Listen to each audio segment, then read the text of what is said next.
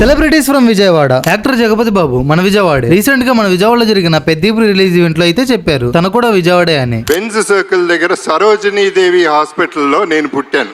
1989 లో సింహస్వప్నం అనే సినిమాతో ఇండస్ట్రీకి పరిచయం అయ్యాడు. పెద్దరికం, శుభలగ్నం, మావి చిగురు, శుభాకాంక్షలు లాంటి ఫ్యామిలీ ఓరియంటెడ్ సినిమాస్ తీసి తెలుగు ఆడియన్స్ కి బాగా కనెక్ట్ అయ్యారు. 1993 లో డైరెక్టర్ ఆర్జీవితో గాయం సినిమా చేశారు. ఆ సినిమా జగపతి బాబు కెరీర్ లో మేజర్ టర్నింగ్ పాయింట్ అయింది. లైఫ్ లో ఎన్నో అప్ అండ్ డౌన్స్ చూసి చాలా కాలం తర్వాత 2014లో లెజెండ్ సినిమాతో గట్టి కంబ్యాక్ ఇచ్చాడు. ఈసారి హీరోగా కాదు విలన్ గా అయితే కంబ్యాక్ ఇచ్చాడు. తెలుగు, తమిళ్, హిందీ, కన్నడ అన్ని భాషల్లో ఆయన యాక్ట్ చేశారు. జగపతి బాబు మూవీస్ లో నాకు బాగా నచ్చిన సినిమా కథానాయకుడు. అందులో ఆయన చేసిన యాక్టింగ్ కి కంట్లో నుంచి నీళ్లు కూడా వచ్చేస్తాయి. అలాగే జగపతి బాబు మూవీస్ లో మీకు ఏ సినిమా ఇష్టమో కింద కామెంట్ చేయండి. గవర్నర్ పేటలో ముంత కింద పప్పు ఎన్ని తిని ప్రతి హాలిడే ఇక్కడ ఎంజాయ్ చేసినాడిని, మీతో పెరిగినాడిని, మీతో ఉన్నాడిని, మీతో ఉండిపోయేవాడిని. మరిన్ని ఇంట్రెస్టింగ్ వీడియోస్ కోసం వెంటనే మన నమస్తే విజయవాడ పేజీని ఫాలో చేయండి.